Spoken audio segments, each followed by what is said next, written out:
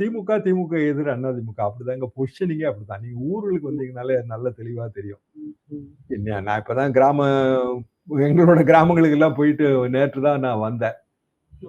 அப்படி வந்து விஜய்க்கு ஒரு பெரிய பிரம்மாண்டமான ஜனத்திரள் ஆதரவு எல்லாம் இருக்கிற மாதிரி தெரியல. அந்த 10% 12% ரேஞ்ச் தான்.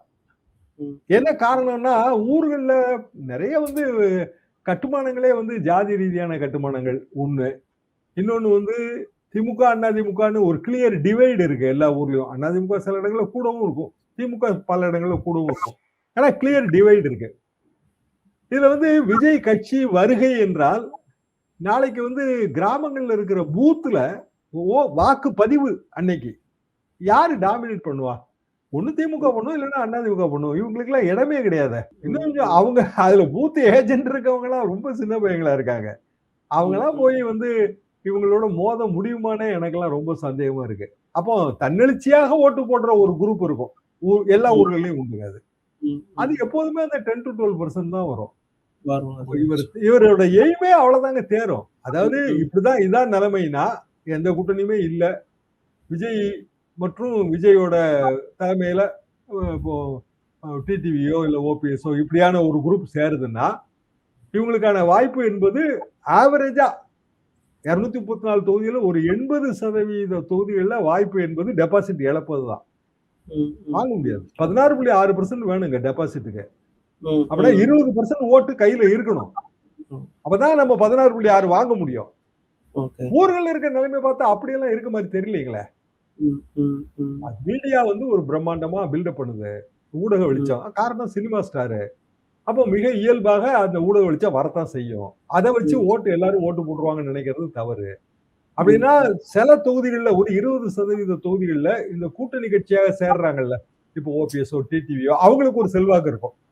அந்த இடங்கள்ல வந்து 20% தாண்ட முடியும், மற்றபடி 20% தாண்ட முடியாது. அப்படின்னா பெரும்பாலான தொகுதிகளில் டெபாசிட் கிடைக்காது. இதுதான் வந்து கலை யதார்த்தம் என்பது இதுதான். குறிப்பாக வந்து நீங்க டெல்டா மாவட்டங்களோட நிலைமை வந்து இதுதான். அப்போ எடப்பாடி பழனிசாமி அவர்களுக்கும் இந்த ஃபீட்பேக் போயிருக்குன்ற, அது எப்படி போகாம இருக்கும்? நம்ம போய் ஊர்களில் போய் அதனால அவர் கான்பிடண்டா இருக்காரு. அதாவது இவர் என்னதான் வந்து திமுகவுக்கு எதிராக நான் தானே என்னதான் விஜய் கிளைம் பண்ணாலும் அது அதிமுக தான் என்பது அதிமுக இருக்கிற தலைவர்களுக்கு தெரியும்ல. யாருமே வந்து அவங்க சொந்த ஓட்டு வங்கியை பராமரிக்காம இருக்கவே முடியாதுங்க ஒரு அரசியல்வாதி. அப்ப சொந்த ஓட்டு வங்கினா அவங்க தொகுதி தான். மோஸ்ட்லி வந்து ரூரல் தொகுதிகள் இருக்கு. அப்போ கண்டிப்பாக வந்து அதை பராமரிச்சிருப்பாங்க, ஃபீட்பேக் வாங்கியிருப்பாங்க. இப்போ முனுசாமி அவர்களோ மற்றவங்களோ ஃபீட்பேக், செல்லூர் ராஜுவோ எல்லாருமே ஃபீட்பேக் வாங்கியிருப்பாங்க. இப்ப இவ்வளவுதான் இந்த ஓட்டு பாசிபிலிட்டி, இது நமக்கு வந்தா நம்ம ஜெயிக்க முடியும்னு ஒரு கணக்கு இருக்கும். உதாரணமா 10% தான். 10%ங்கிறது ஒரு குறைந்த ஓட்டு வங்கின்னு நம்ம சொல்ல முடியாது. என் கையில ஏற்கனவே என்னோட சொந்த ஓட்டு வங்கி இவ்வளவு இருக்கு. அப்ப இந்த 10% சேர்ந்தா எனக்கு ஜெயிக்க முடியும். இதுதானே செல்லூர்ராஜ் கணக்கா இருக்க முடியும், இதுதானே முனுசாமி கணக்கா இருக்க முடியும். அப்போ இவங்க வரலன்னு ஆன பிறகு எதுக்கு இவங்களை பத்தி கவலைப்படணும்? 10% வாங்குவாங்க, வாங்கிட்டு போட்டோம். அது நம்ம ஓட்டா இருக்கக்கூடாது. இந்த இடத்துல நம்ம ஒரு பிளாக் போடணும். அவங்க வாங்குற ஓட்டு வழக்கமான திமுக அதிமுக எதிர்ப்பு ஓட்டா இருந்தா கவலையே இல்லைங்க. ஏன்னா அவன் எப்போதுமே போடுவான். நீங்க அவனை விஜயே வரலன்னு வைங்க, யாருக்கோ போடுவான். அவன் வந்து ஒண்ணு சீமானுக்கு போட்டிருப்பான், இல்ல சுயேட்சைக்கு போட்டுருவாங்க. அவங்க வந்து எப்போதுமே எதிர்ப்பாளர்கள். அப்படி இருந்தா நமக்கு கவலையே கிடையாதுன்னு அதிமுக நினைக்குது, திமுக நினைக்குது. வழக்கமா நமக்கு வராத ஓட்டு தானங்க, அது யாருக்கு போனா என்ன அப்படிங்கிற மோட்ல இருக்கு. அந்த மனப்பான்மை. ஸ்டாருக்கு வந்து ஒரு சின்ன வேல்யூ அடிஷன் இருக்கும். ஒரு சினிமா ஸ்டாருக்கு ஒரு வேல்யூ அடிஷன் இருக்கும். அந்த வேல்யூ அடிஷனோட நம்பருங்கிறது ஒரு 3% இருக்குங்கிறது என்னோட கணக்கு. ஆக எந்த ஒரு தொகுதியை நீங்க எடுத்தீங்கன்னாலும் 10 to 15% மேல விஜய்க்கான ஓட்டுங்கிறது விழுவதற்கு வாய்ப்பு இல்லை. இன்னொரு பெரிய பிராக்டிகல் ப்ராப்ளம் என்னன்னா அவரோட சின்னம் வந்து இவிஎம்ல எந்த இடத்துல இடம் பெறுங்கிறது தான். ஏன்னா ஆமா, தேசிய கட்சி முதல் இடங்களுக்கு போயிடும், அப்புறம் மாநில அங்கீகார கட்சி அடுத்த இடத்துக்கு போயிடும். இப்ப இவரோட பேர் வந்து அகர வரிசைப்படிதான் அந்த சின்னத்துல இடம் பெறும் இவிஎம்ல, அது மாறும். இது ஒரு பெரிய ப்ராப்ளம். இது அவங்களுக்கு பிராக்டிகல் பாலிடிக்ஸ் தேர்தலுக்குள்ள போன பிறகு தான் அவங்களுக்கு தெரியும். சார் டிடிவி, ஓபிஎஸ் அகாமடேட் பண்றதுக்கு இபிஎஸ் மென்டலி ப்ரிப்பேர் ஆயிட்டாரா? அப்படி தெரியலைங்க. ஏன்னா டிடிவி, ஓபிஎஸ் அதிமுக அல்லது அதிமுக, பிஜேபி கூட்டணியில இடம் பெறுவதற்கான வாய்ப்பு ரொம்ப குறைவு தான். டிடிவி பொறுத்தவரைக்கும் அந்த ஸ்டாண்டு, அதாவது எடப்பாடி பழனிசாமி முதலமைச்சர் வேட்பாளர், அதுக்குள்ள நாங்க வரமாட்டோங்கிற ஸ்டாண்டா அவர் உறுதியா இருக்கிற மாதிரி தெரியுது. அப்படின்னா பிஜேபி எடப்பாடியை கன்வின்ஸ் பண்ணணும். முதலமைச்சர் வேட்பாளர் யாருன்னு சொல்ல வேண்டாம். பீகார்ல நம்ம கடைசியில தானே சொன்னோம், அப்படி சொல்லிக்கலாம். கூட்டணி முதல்ல அமைச்சரலாம், இப்படி ஏதாவது சொல்லலாம். இல்ல வேற சில மாநிலங்கள்ல இப்ப மகாராஷ்டிரா பிஜேபி கூட்டணி கடைசி வரைக்கும் அவங்க முதலமைச்சர் வேட்பாளர் யாருன்னே சொல்லல. ஷிண்டே வந்து அவரான்னு நினைச்சிட்டு இருந்தாரு. ஏன்னா அவர் முன்னாள் முதல்வருங்கிறதுனால அவரான்னு நினைச்சிட்டு இருந்தாரு. இப்போ இல்லைன்னு ஆயிடுச்சு. கடைசியில வந்து அவங்க பட்னவிஸை போட்டாச்சு. இப்போ என்ன ஆகுதுங்க, புனே முனிசிபல் எலெக்ஷன் வருது. பெரிய மும்பைக்கு பிறகு மிகப்பெரிய மாநகராட்சி புனே. அதுல சரத்பவாரோட 2 பிரிவும் ஒன்னா சேர்ந்து தேர்தலை சந்திக்குது. அதாவது சரத்பவாரும் அஜித் பவாரும். என்ன காரணம்னு கேட்டா ரொம்ப கூலா சொல்றாங்க, தொண்டர்கள் விருப்பம் தாங்க காரணம்ன்றாங்க. இவ்வளவு நாள் தொண்டர் விருப்பம் உனக்கு தெரியாதா? இந்த கேள்வி இருக்கு. அப்ப பாமக 2 பிரிவா இருக்கு, அன்புமணியும் டாக்டரும். அப்ப நாளைக்கு வந்து ஏதாவது வேற ஒரு தேர்தல், முனிசிபல் தேர்தல் விழுப்புரத்துல வருது அப்படின்னா தொண்டர்கள் விருப்பம் அப்படி நாங்க ஒன்னா இணைஞ்சிட்டோம்னு சொல்லுவாங்களா? இதுதான் அரசியல். இந்த அரசியல்ல எது வேணாலும் சாத்தியம். பொதுவா வெக்கம் கிடையாது. வெக்கம் கிட்ட அரசியல் தான் எப்போதுமே. அரசியல்ல ஆசை வந்து வெட்கமும் அறியாது. அரசியல் ஆசைங்கிறது ஒரு கணக்கு.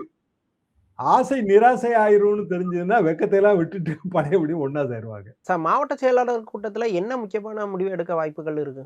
மாவட்ட செயலாளர்கள் கூட்டத்துல பொதுவாக பொதுக்குழுவை தாண்டி என்னங்க முக்கியமான விஷயம் வந்துட போகுது? ஏற்கனவே பொதுக்குழுவில் எல்லாமே டிஸ்கஸ் பண்ணியாச்சு, தீர்மானங்கள் போட்டு நிறைவேற்றியாச்சு. அப்போ மீண்டும் மீண்டும் திமுக ஆட்சிக்கான கண்டனமா தான் சொல்ல முடியும். அரசியல் ரீதியாக அந்த கண்டனம் தான் சொல்ல முடியும். தாவேகாவுக்கு எதிராகவோ இல்ல தாவேகாவை கண்டிச்சோ ஏதாவது தீர்மானங்கள் போட்டாங்கன்னா ஓகே. ஆனா அது போட மாட்டாங்க. என்ன காரணம்னா அவங்க எதிர்கட்சி வரிசையில் இருக்கிற ரெகக்னிஷன் கொடுக்க முடியாது. அதிமுக மாதிரியான ஒரு பெரிய கட்சியோட எத்தனையோ வருடங்கள் ஆண்ட கட்சி, அந்த கட்சியோட மாவட்ட செயலாளர்கள் கூட்டத்துல விஜய்க்கு முக்கியத்துவம் கொடுத்து ஒரு தீர்மானம் போட்டா அரசியல் ரீதியாக அது வந்து கொஞ்சம் நெருடலாக இருக்கும். அரசியல் நெருடல் அது. அதனால அப்படியும் செய்ய மாட்டாங்க. மோடியை பாராட்டுவாங்க, அதுல ஒன்றும் சந்தேகமே இல்லை. ஊர்களே பாத்தீங்கன்னா பிஜேபி ஊடுருவி இருக்கு. நிறைய ஊர்களில் பிஜேபி கொடி இருக்கு, மோடி போட்ட பேனர்கள் இருக்கு, ஊடுருவி இருக்கு. சார் ராமதாஸ் தலைமையில பாமகவோட பொதுக்குழு கூட்டம் நடக்குது. இந்த பொதுக்குழு கூட்டத்துல அன்புமணியை திட்டுறதுக்குன்னே எல்லாரும் ஸ்பெஷலா ப்ரிப்பேர் ஆகி வந்த மாதிரி இருந்துச்சு. இந்த விஷயத்தோட இம்பார்ட்டன்ஸ் என்ன சார்? ஒரே ஒரு விஷயம் தாங்க இதுல எனக்கு தெளிவா இருக்கு. என்னன்னா ஆர்எஸ்எஸ் கைக்கூலிங்கிற வார்த்தையை பயன்படுத்தியிருக்காங்க. ஸ்ரீகாந்தி அந்த வார்த்தையை பயன்படுத்தியிருக்காங்க. அது வந்து கொஞ்சம் கடுமையான வார்த்தை தான். என்னன்னா அது ஆர்எஸ்எஸும் ரொம்ப தீவிரமா எடுத்துக்கொள்ளும் தங்கள் மீதான விமர்சனமாக. பிஜேபி எடுத்துக்கணும். ஆர்எஸ்எஸ் பத்தி சொன்னீங்கன்னா பிஜேபிக்கு கடுமையாக வந்துடும். அப்ப அந்த வார்த்தையை பயன்படுத்தியிருக்காங்கன்னா கண்டிப்பாக வந்து பிஜேபி அதிமுக கூட்டணிக்கு பெரிய டாக்டர் போக மாட்டாருன்னு தான் நான் அதை புரிஞ்சுக்கிறேன். அப்படி போகலைன்னா அவருக்கான வாய்ப்பு என்ன? அப்போ விஜய் வந்து பெரிய டாக்டரை பார்த்து நலம் விசாரிக்க போறாருங்கிற செய்தி கொஞ்ச நாளாவே அடிபடுது. அது ஒரு 2-3 மாசமா இருக்கு. ஏன்னா அவர் உடம்பு சரியில்லாம இருந்தப்ப எல்லா கட்சி தலைவர்களும் போனாங்க, விஜய் போகல. அப்ப அவரே கூட டாக்டரே அதை மறைமுகமாக ஒரு நடிகரின் கட்சி மட்டும் என் நலம் விசாரிக்கலன்னு சொன்னாரு. ஸோ அந்த குறையை நிவர்த்தி பண்ணி அப்படியே அவரை சாஃப்ட் கார்னர் பண்ணலாம் அப்படின்ட்டு போவாங்க. என்னன்னா இந்த கணக்குகள் தாங்க. அதாவது 16.6% வேணும், 20% வேணும் அப்படின்னா டாக்டர் ஆதரவு இருந்தா அந்த 20% ஈஸியா ரீச் பண்ண முடியும். சரி, தாவேகா போட்டியிட்ட முதல் தேர்தல்ல எல்லா தொகுதியிலும் அதுக்கான வாய்ப்பு எப்படி வரும்? சிறிய ஓட்டு வங்கிகளை சேர்த்தல். இப்ப டாக்டர் கண்டிப்பா ஒரு ஓட்டு வங்கி இருக்கும், பெரிய டாக்டருக்கு. அன்புமணிக்கு ஒரு ஓட்டு வங்கி இருக்கும். ஆனா அன்புமணி இங்க வரப்போறது இல்லை, அவர் அங்க போறாரு. அப்போ ஆட்சியில பங்கு பாமக நேற்று கூட்டத்தில் அவங்க பேசுறாங்களே, பாமக இடம் வரும், கூட்டணி வெற்றி பெறும். அப்ப ஆட்சியில பங்குனா விஜய் அந்த பாயிண்ட்ல தான் இருக்காரு முதல்ல இருந்தே. அவர் ஆட்சியில பங்கு தான். அப்படின்னா டாக்டரோட சேர்வதன் மூலமாக வட மாவட்டங்கள்ல இருக்கிற 40-50 தொகுதிகள்ல இன்னும் சொல்லப்போனால் டாக்டரை பெரிய அளவுக்கு நெகிழ்ச்சிப்படுத்தினாலே போதுங்க. விஜய் போய் டாக்டரை பாக்குறாருன்னா நெகிழ்ச்சி ஆயிடுவாரு. அவர் என் மகனே வந்து பாக்கல. விஜய் நேர்ல போய் ராமதாஸை மீட் பண்ணா வன்னியர்கள்லாம் அதை ரொம்ப ஹாப்பியா ஃபீல் பண்ண வாய்ப்பு இருக்குன்னு சார். சீனியர் வன்னியர்கள் எல்லாரும் ஹாப்பியா ஃபீல் பண்ணுவாங்க. அதை டாக்டர் சீனியர் பொலிட்டீஷியன். அப்ப அவர் போய் நல விசாரிக்கிறதுல தப்பு கிடையாது. அவர் இப்போ மேடையிலேயே வந்து கண்ணெல்லாம் துடைக்கிற அளவுக்கு நெகிழ்ச்சி ஆயிட்டாரு. சரி, அது ஒரு ஏஜ்ல வர்ற நெகிழ்ச்சி தான். அப்போ விஜய் வந்து பார்த்தாருன்னா, என் மகனே என்னைய வந்து பார்க்கல, இவன் வந்து பார்த்துட்டான். இந்த தம்பி தான் அப்படின்றுவாரு டக்குன்னு.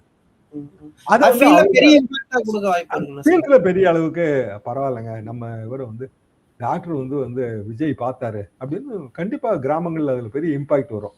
அப்படியெல்லாம் வந்தா விஜயோட ஓட்டு வங்கியை உயர்த்துவதற்கு உதவும். அப்ப யாருக்கு நஷ்டம் வரும்னா அதிமுகவுக்கு தான் நஷ்டம் வரும். என்ன காரணம்னா அந்த வன்னியர் ஓட்டு வங்கி 10.5 ரிசர்வேஷனுக்கு பிறகு அதிமுகல இருந்தது. எடப்பாடி பழனிசாமி அவங்க லைக் பண்ணாங்க. இப்படி இதெல்லாமே நம்ம அடுத்தடுத்த கட்டங்களாக பார்க்க வேண்டியது. சார் ராமதாஸ் எப்பவுமே தன்னை சினிமாக்காரங்களை வச்சு டிஸ்டன்ஸ் பண்ணி தான் பார்த்துருக்காரு. ஸோ அவர் திமுகவை நோக்கி போக தானே வாய்ப்பு இருக்கு. விஜய் நோக்கி போவாரா? அதாவதுங்க, அது நீங்க சொல்றது சரிதான். ஆனா முதல்ல வந்து பாபா படம் வந்தப்ப ரஜினிகாந்த கடுமையான விமர்சனம் எல்லாம் பண்ணி பாபா பட சுருள்கள் எல்லாம் தீய வச்சு கொளுத்தி ஏகப்பட்ட பிரச்சனையாச்சு. ஆனா அதுக்கு பிறகு ரஜினியோட வந்து சாஃப்ட் கார்னர்ல தான் இருந்தார் டாக்டர். அது மாறுங்க.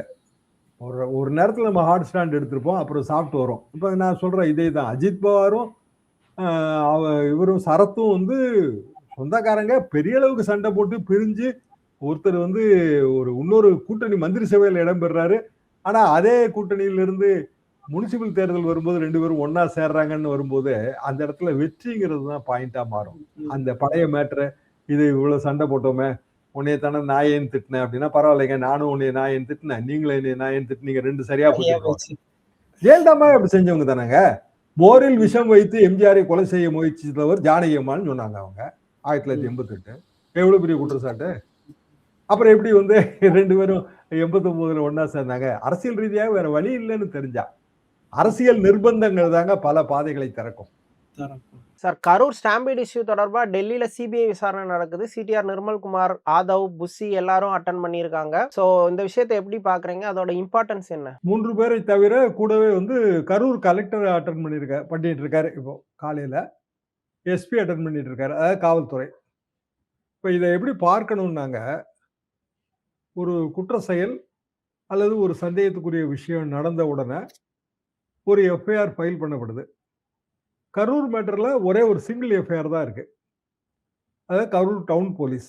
அதனாலதான் கலெக்டரும் எஸ்பியும் போறாங்க. டவுன் போலீஸ் வந்து சம்பவத்தை விவரிச்சு தாவேகாவை சேர்ந்த 3 பேர் அவங்க பேர்ல மட்டும்தான் வந்து அது குற்றம் சாட்டுது. அதாவது அஜாக்கிரதையாக இருத்தல், கவனக்குறைவாக மரணம் ஏற்படுத்துதல், இது மாதிரியான விஷயங்கள்ல பொதுவா என்ன பண்ணுவாங்கன்னா ஒரு கவுண்டர் எஃப்ஐஆர் போடுவாங்க. ஒரு சந்தேகத்துக்குரிய செயல் அல்லது குற்றம் நடந்துருச்சுன்னா ஒரு தரப்பு ஒரு புகார் கொடுக்கும். இதுல வந்து அரசு, அதாவது கரூர் டவுன் போலீஸ், எதிர்த்தரப்பு ஒரு புகார் மனு கொடுக்கணும். எதிர்த்தரப்புங்கிறது இந்த இடத்துல தாவேகா தான். ஏன்னா அவங்க தான் வந்து சதி, இதுல வந்து அரசியல் இருக்கு, இந்த குற்றச்சாட்டுலாம் வைத்தவர்கள். ஆனா அவங்க வந்து ஏன்னு தெரியல, அவங்க கவுண்டர் எஃப்ஐஆர் கொடுக்கவே இல்லை. அப்படி கவுண்டர் எஃப்ஐஆர் கொடுத்திருந்தா 2 நேரேட்டிவ் அங்க இருந்திருக்கும். இப்போ ஒரு நேரேட்டிவ் தான் இருக்கு. இன்னொரு நேரேட்டிவ் வந்து சிபிஐ தான் செட் பண்ணணும். அதாவது புலன் விசாரணையில இன்னென்ன தகவல்கள் கிடைத்தது அப்படின்னு. இனி எஃப்ஐஆர் போட முடியாது. குற்றப்பத்திரிகை தாக்கல் செய்யும் போது சேர்க்கலாம். குற்றப்பத்திரிகை எப்போ தாக்கல் செய்யப்படும், இதான் கேள்வி. செப்டம்பர் 27 சம்பவம் நடந்துச்சு. யூஸ்வலா 90 டேஸ், 3 months. சில இதுல 60 நாள் தான். இது 90 நாள் நம்ம எடுத்துக்கிட்டாலும் 90 நாள் பீரியடும் முடிஞ்சு போச்சு. சிபிஐ வந்து என்ன கிளைம் பண்ணலாம்னா அவங்களுக்கான அந்த ஆர்டர் வந்ததுல இருந்து 90 நாள்னு கிளைம் பண்ணலாம். எது எப்படி இருந்தாலும் ஜனவரி மாதம் முதல் வாரத்திலயோ 2வது வாரத்திலயோ குற்றப்பத்திரிகை தாக்கல் செய்தே ஆகணும். எங்க செய்யணும் அப்படின்னா கரூர் நீதிமன்றத்துல இல்ல. வழக்கு வந்து கரூர் நீதிமன்றத்துல இப்ப இல்ல. வழக்கு வந்து திருச்சி நீதிமன்றத்துக்கு போயிடுச்சு. அப்ப திருச்சி நீதிமன்றத்துல அதை எடுத்து விசாரிப்பாங்களான்னு நமக்கு தெரியாது. ஏன்னா மதுரையில தான் சிபிஐ நீதிமன்றம் இருக்கு. சிபிஐ வழக்குன்னா சிபிஐ நீதிமன்றம் தான் விசாரிக்கும். அது அடுத்த கட்ட ப்ராசஸ்.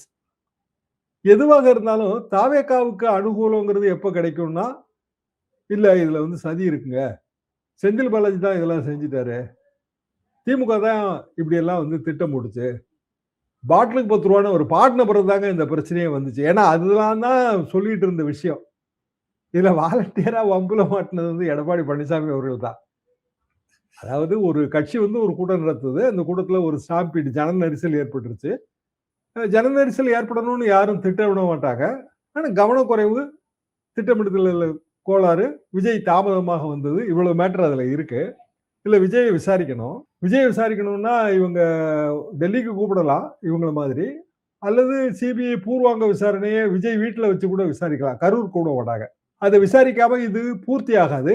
இல்ல விசாரிக்க வேண்டான்னு முடிவு பண்ணாங்க அப்படின்னா டிஃபென்ஸ் தரப்புல நாளைக்கு இது கோர்ட்ல கேஸ் நடக்கும்ல, இதோட முடிய போறது இல்லைங்களே.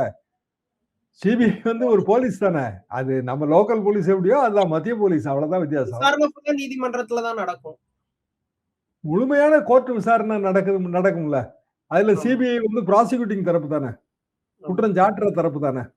ஒரு ஐஓ இருப்பாரு, சார்ஜ் அவர் தான் பிரைம் முதல்ல விட்னஸ். அதுக்கு பிறகு வரிசையா விட்னஸ் பட்டியல் போடணும். கோர்ட்டு சந்தேகத்துக்கிடமின்றி யார் பேர்ல குற்றம் சாட்டுறாங்களோ அவங்கள நிரூபிக்கணும். அப்ப இதுல யார் பேர்ல குற்றம் சாட்டுவாங்கன்னு நம்ம யூகிக்கலாம். யார் பேர்ல? டிவிகே தரப்பு போலீஸ் வந்து ஃபெயிலியர், சரியா கிரௌட் ஆர்கனைஸ் பண்ணல.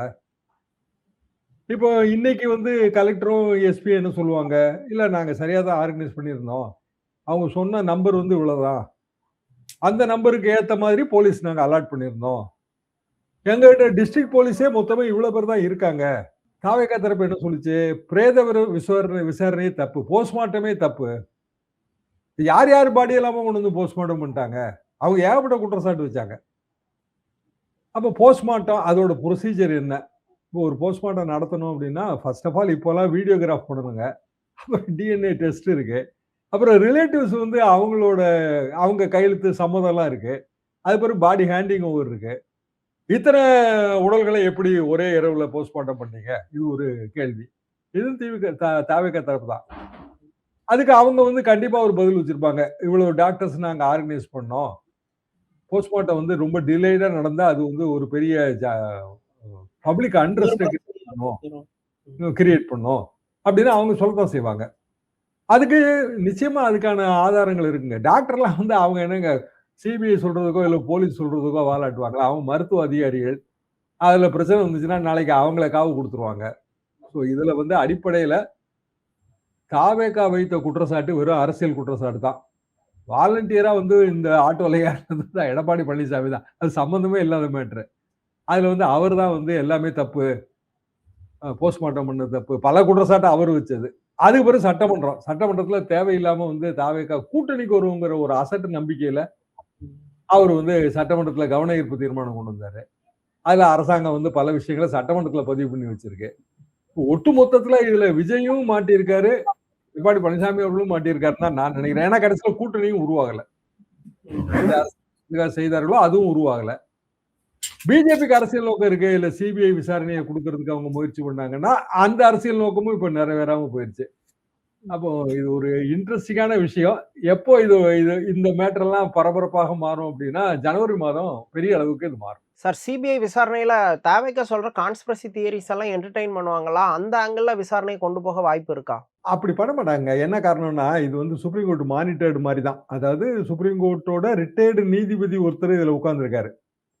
அப்ப எதுவாக இருந்தாலும் வெட் பண்றதுக்கு அங்க போயாகணும். ரஸ்தோகி தலைமையிலான நீதிபதிகள் குழுவுக்கு அது போயாகணும். அவங்க ஒரே ஒரு விசிட் தான் வந்தாங்க. அப்போ சார்ஜ் ஷீட்ல முதல்ல யூசுவல் சார்ஜ் ஷீட் இதுல எப்படி இருக்குன்னா, நான் சிவி நீதிமன்றத்துல ஆஜராயிருக்கேன், பல வழக்குகளுக்கு ஆஜராயிருக்கிற வழக்கறிஞரா இதை நான் சொல்றேன். யூசுவல் சார்ஜ் ஷீட் எப்படி இருக்குன்னா, முதல்ல வந்து கிரைம் சீனை பூரா டிஸ்கிரைப் பண்ணுவாங்க. அதாவது இந்த மாதிரி வந்து அனுமதி பெறப்பட்டது, அந்த அனுமதி இப்படி பெறப்பட்டது, இத்தனை பேர் வருவாங்கன்னு பெறப்பட்டது, இத்தனை மணிக்கு பெறப்பட்டது, இதெல்லாம் சொல்லுவாங்க. இப்போ தாவேகா தரப்பு சொல்றது 3 மணில இருந்து 10 மணி வரைக்கும் எங்களுக்கு டைம் கொடுத்துருக்காங்க, நாங்க வந்தது ஒன்றும் பெரிய தாமதம்லாம் இல்லைங்கிறது அவங்க தரப்பு. ஆனா ப்ராப்ளம் என்னன்னா, அவங்க வந்து 12 மணிக்கே வரப்போறதா சொல்லி கிரௌட சேர்த்துட்டாங்க. இதுதான் உண்மையான ப்ராப்ளம். விஜய் தாமதமா வந்தாருங்கிறது எல்லாருக்குமே தெரியும். அதுக்கு பிறகு நடந்த கூட்டங்கள், உதாரணமா பாண்டிச்சேரி கூட்டம், ஈரோடு கூட்டம், இதுல எந்த விதமான அசம்பாவிதமும் நடக்கல. என்ன காரணம்? ஆர்கனைசேஷன் கரெக்டா இருக்கு. அப்போ முதல்ல வேணும்னே ஆர்கனைசேஷன் தப்பா பண்ணாங்களா? அதாவது விஜய் வரட்டும், ஜன நெரிசல் இருக்கட்டும், அது அவரோட செல்வாக்க காட்டும், அரசியல் அந்தஸ்தை உயர்த்தும். ஒரு தலைவர் வந்து ஒரு குறுகின தெரு வழியா போனா 2 பக்கம் ஜனங்க நிப்பாங்கல்ல, அது வந்து விஜய்க்கு நல்லதுன்னு இதுல திட்டம் இருந்துச்சா? இதெல்லாம் தான் இதுல கேள்வி. இதுல முக்கியமான சாட்சிகள் என்னவா இருக்கும் அப்படின்னா, விஜயோட பாடி கார்ட்ஸ், அப்புறம் விஜய் வேன்ல இருந்த ஸ்டாஃப், இதெல்லாம் வந்து முக்கியமான சாட்சிகளா இருப்பாங்க. இன்னொரு முக்கியமான சான்றாவணமா எது இருக்கும்னா, அவங்களோட கேமரா பதிவுகள். எல்லாமே அவங்க வந்து கேமரா பதிவு. நெறைய டிவிக்கே வந்து லைவ் ஃபீடே அவங்க தாங்க குடுத்தாங்க. டிவியா வந்து லைவ் ஃபீடே போகல. தொலைக்காட்சிகள் அவங்க தான் குடுத்தாங்க. 8K கேமரான்னு சொன்னாங்க. வழக்கமா 4K கேமராஸ் நம்ம யூஸ் பண்ணியிருப்போம். இவங்க 8K கேமரா. ஏன்னா சினிமா சைட்ல இருந்து வராங்க. அவங்களுக்கு வந்து அந்த விஷுவல் எஃபெக்ட் நல்லா தெரியும். அப்ப 8K கேமரா அப்படின்னா, அவங்க முதல்ல அந்த பதிவெல்லாம் குடுப்பதற்கு மறுத்தார்கள். யாரு கேட்டாங்க அப்படின்னா, எஸ்ஐடி கேட்டுச்சு. ஃபர்ஸ்ட் கரூர் டவுன் போலீஸ் கேட்டுச்சு. குடுக்கல. அப்புறம் கோர்ட் ஆர்டர் பண்ண எஸ்ஐடி கேட்டுச்சு. அப்பவும் குடுக்கல. அதுக்கு பிறகு தான் அவங்க வந்து சிபிஐ விசாரணைக்கெல்லாம் கேட்டு மனு போட்டு சுப்ரீம் கோர்ட்ல போய் ஆர்டர் ஆச்சு. இப்ப குடுத்துட்டாங்க. 8K கேமரா குடுத்துட்டாங்க பதிவு, வீடியோ பதிவு. வீடியோ பதிவு எல்லாமே வந்து விஜய் வேன்ல இருந்து எடுத்திருப்பாங்க. அப்ப முதல்ல எப்படி குழப்பம் ஏற்பட்டுச்சு? முதல்ல வந்து அந்த இவங்க செருப்பு தூக்கி வேணும்னே வீசுனாங்க. பாட்டிலுக்கு ரூ. 10 பாட்டு வந்த பிறகு தான் வீசுனாங்க. ஆனா ஜன நெரிசல் அதுக்கு முன்பே ஏற்பட்டதாக சொல்லப்படுகிறது. அப்ப அதுக்கெல்லாம் வீடியோ பதிவு இருக்கும். வீடியோ உலகங்க. எதையுமே மறைக்க முடியாது. வீடியோ பதிவுகள் இருக்கும். எல்லாமே சிபிஐ கலெக்ட் பண்ணியிருக்கோம். அப்ப சிபிஐ வந்து ஒருதலை பட்சமாக வந்து விஜய்க்கு ஆதரவாகவோ, இல்ல தமிழ்நாடு அரசுக்கு ஆதரவாகவோ, இல்ல எடப்பாடி பழனிசாமிக்கு ஆதரவாகவோ இருக்காது. அது நடந்த சம்பவங்கள அப்படியே டிஸ்கிரைப் பண்ணிட்டு, பொதுப்படையான சில குற்றச்சாட்டுகளை வைக்கலாம். கிரௌட பெட்டரா ஹேண்டில் பண்ணியிருக்கலாம். இப்படி வைக்கலாம். ஆனா இதுல என்ன ஒரு மைனஸ் பாயிண்ட் நான் பார்க்கிறேன்னா, எஸ்ஐடியோட சேர்த்து நம்ம ஒரு நபர் கமிஷன் வச்சிருந்தோம். ஓய்வு பெற்ற நீதியரசர் தலைமையில. ஒரு நபர் கமிஷன் வரும்போது அதுக்கு டேர்ம்ஸ் ஆஃப் ரெஃபரன்ஸ் வரும். டிஓஆர்னு சொல்லுவாங்க. என்னென்ன அந்த ஒரு நபர் கமிஷன் கண்டுபிடிக்கணுங்கிறதுக்கு ஒரு டேர்ம்ஸ் கொடுத்துருக்கோம். அது வந்து ப்ராசிக்யூட்டிங் ஏஜென்சி கிடையாது. போலீஸ் கிடையாது. ஒரு நபர் கமிஷன் ரிப்போர்ட்டை வச்சு நேரடியா நடவடிக்கை எடுக்கணும்னா அரசாங்கம் தான் எடுக்கணும். ஒரு நபர் கமிஷனே வந்து தண்டிக்க முடியாது.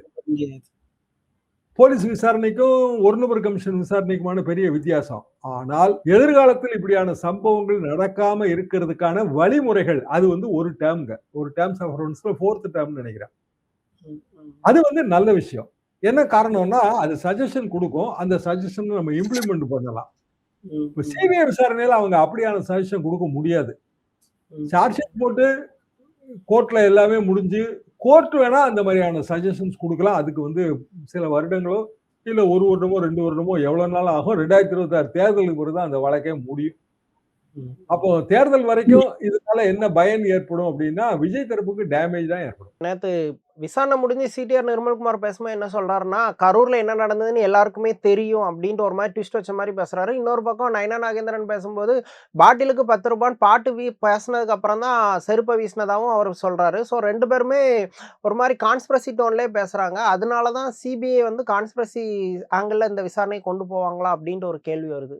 அந்த டோனை இந்த ஸ்டேஜ்ல எடுக்க முடியாதுங்க. என்ன காரணம்னா இதுக்கு பிறகு அவங்க என்ன விசாரணை பண்ணியிருந்தாலும் எல்லாத்தையுமே வந்து ரஸ்தோகி தலைமையிலான நீதிபதிகள் மற்றும் அதிகாரிகள் 2 அதிகாரியுமே வந்து சர்விங் ஆபீசர்ஸ் இருக்கிறாங்க. இப்போ Rastogi retired judge, supreme court judge. அதுக்கு போகாம அந்த டோன் வர்றதுக்கு வழியே கிடையாதுங்களே. எனக்கு தெரிஞ்சு அப்படி எதுவுமே இல்ல. டிவிக்கே வந்து அந்த டோன் எடுக்கிறது அரசியலுக்கு அது என்னால புரிந்து கொள்ள முடிகிறது. பிஜேபி எதுக்கு வந்து தேவையில்லாம இந்த வண்டிக்குள்ள ஏறுது அப்படின்னா அது திமுக கவர்மெண்ட் இதுல டேமேஜ் ஆகும் அப்படின்னு அவங்க நினைக்கிறாங்க. அது தவறு. என்ன காரணம்னா கரூருக்கு அது தெரியும்ல. கரூர் மக்களுக்கு அது தெரியும். இல்ல சார், மக்களுக்கு அந்த நினைப்பு இருக்கா? இல்ல இந்த விஷயத்துக்கு டிஎம்கே தான் காரணம், இல்ல செந்தில் பாலாஜி தான் காரணம் அப்படின்ட்டு மக்கள் யாரும் நம்புறாங்களா? அப்படி தெரியலைங்க. என்ன காரணம்னா விஜய் மேல இருந்த அனுதாபம் இந்த சம்பவத்துக்கு பிறகு குறையல. என்ன காரணம்னா அவங்க இயல்பா மக்கள் வந்து என்ன நினைக்கிறாங்கன்னா ஒருத்தர் வராரு அவரை பார்க்க கூட்டம் கூடுது. அப்போ கூட்டத்துக்கு போனவங்க தான் தப்பு அப்படின்னு அவங்க நினைக்கிறாங்க. நீங்க ஏன் போகணும்? பிள்ளையோட எதுக்கு போனீங்க? ஏன் வந்து இடிச்சு புடிச்சு நின்னீங்க? ஏன் இத்தனை மணி நேரம் நின்னீங்க? இப்படி நினைக்கிறாங்க. அப்போ இதுல வந்து ஜனங்களோட எண்ணத்துக்கும் நடப்புக்கும் இடையில ஒரு டிஃபரன்ஸ் இருக்கு. இந்த ஆபத்து வந்து ஜனங்களுக்கு தெரியாது. இப்படி எல்லாம் ஆயிரும் அப்படின்னு அவங்களுக்கு எப்படி தெரியும்?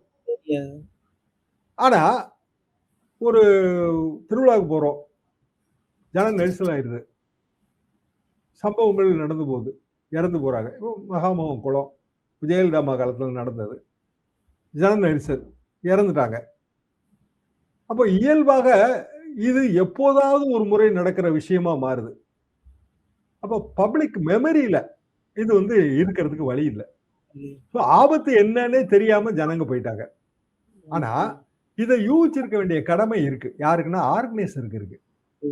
இப்ப இவ்வளவு கூட்டம் வரும், மரத்து மேல எல்லாம் ஏறி தொங்குவாங்க, அஸ்பெஸ்டஸ் ஷீட் கூரை மேல ஏறி குதிப்பாங்க.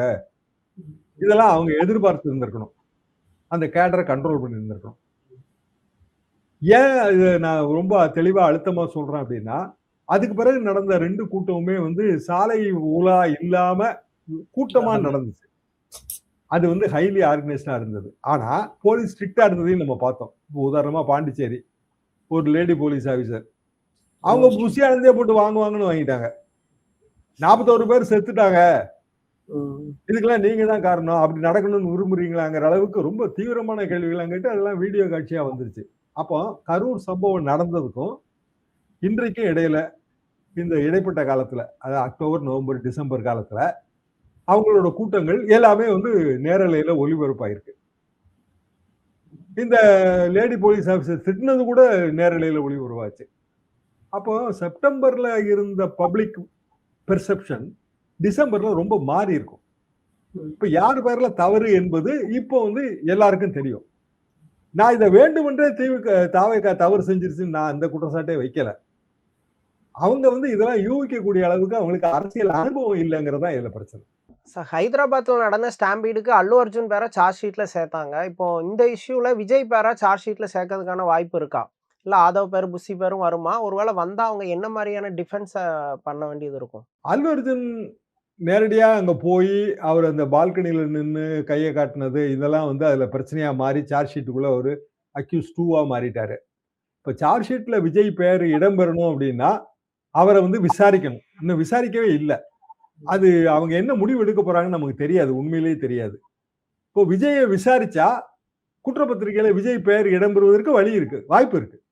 அதுல ஒன்றும் சந்தேகமே இல்லை. என்னன்னா எதுவாக இருந்தாலும் அவர் தானே அந்த கூட்டத்தோட அவர்தான் அந்த கூட்டத்துக்கு பொறுப்பு. மையம் அவர்தான். அது போக அவரு சரியான இன்ஸ்ட்ரக்ஷன்ஸ் கொடுக்கலங்கிறது இதுல புருவாயிரும். அப்புறம் வந்து பல விஷயங்கள், இப்போ உதாரணமா அவரு வேன்ல அவ்வளவு நேரம் வெயிட் பண்ணது, பஸ்ல அவ்வளவு நேரம் வெயிட் பண்ணது, லைட்டை வந்து அணைச்சு போட்டது, இப்படியான பல விஷயங்கள் அதெல்லாம் கிரௌடோட ஆன்சைட்டியை கூட்டி இருக்கும்ல. ஜனங்க வந்து ஆர்வத்தால தூண்டப்பட்டிருப்பாங்க. லியூரிங்னு சொல்லுவாங்க அதை. நம்ம வந்து அப்பாவி மக்களை கவர்ந்து இழுக்கக்கூடிய தவறை செய்தாலும் நம்ம கிரிமினல் குற்றவாளி எப்போதுமே. அது பல வழக்குகள்ல அதை பார்த்திருக்கிறோம். லியூரிங்கிறது ஒரு கிரிமினல் குற்றமாக நீதிமன்றம் கன்சிடர் பண்ணும். காரணம் வந்து ஜனங்களோட உயிருக்கும் வந்து எல்லாரும் தான் பொறுப்பு, தலைவர்களும் தான் பொறுப்பு. அப்போ விஜய் பேரை குற்றப்பத்திரிகையில சேர்ப்பதற்கான வாய்ப்பு இருக்கிறது. ஆனா அது நமக்கு எப்ப தெளிவாகும்னா விஜய் நோக்கி இந்த விசாரணை வளையம் போக போகுதாங்கிறது தான் தெளிவாகும். எனக்கு தெரிஞ்ச ஜனவரி மாதம் முதல் வாரம் விஜய் விசாரிக்கப்படுவார் என்பதுதான் எனது யூகம். சார், தமிழ்நாடு அரசு சார்பில் எஸ்பிஓல கலெக்டர் நேமும் சார்ஜ் ஷீட்ல வர்றதுக்கு வாய்ப்பு இருக்கா? சார்ஜ் ஷீட்ல எஸ்பி வர்றதுக்கான வாய்ப்பு வரும். என்ன காரணம்னா அவரு ஒரு குறிப்பிட்ட ஸ்டேஜ்ல வந்து கிரௌட டிஸ்பர்ஸ் பண்ணிருக்கலாம் அப்படிங்கிற ஒரு உணர்வு வந்து நீதிமன்றத்துக்கு வரும். நீதிமன்றம் எப்போதுமே அரசியல் ரீதியாக விஷயங்களை பார்க்காது. அப்போ விசாரணை அதிகாரிகள், அது சிபிஐ அதிகாரிகளோ இல்ல சுப்ரீம் கோர்ட்டோட ரிட்டையர்ட் ஜட்ஜ், இந்த இதுக்கெல்லாம் தலைமை தாங்கிற ரஸ்தோகி அவர்களோ கிரௌட டிஸ்பர்ஸ் பண்ணிருக்கலாமே, நீங்க தடுத்திருக்கலாமே, 41 உயிர்கள் பலியாயிருக்கு, குழந்தைகள்லாம் வேற இறந்திருக்காங்க, இதெல்லாம் வந்து நீங்க அவாய்ட் பண்ணியிருக்கக்கூடிய விஷயம், அந்த இடத்துல வந்து கடமையை செய்வதற்கு தவறி விட்டது அப்படிங்கிற குற்றச்சாட்டை அவங்க வைக்கலாம்.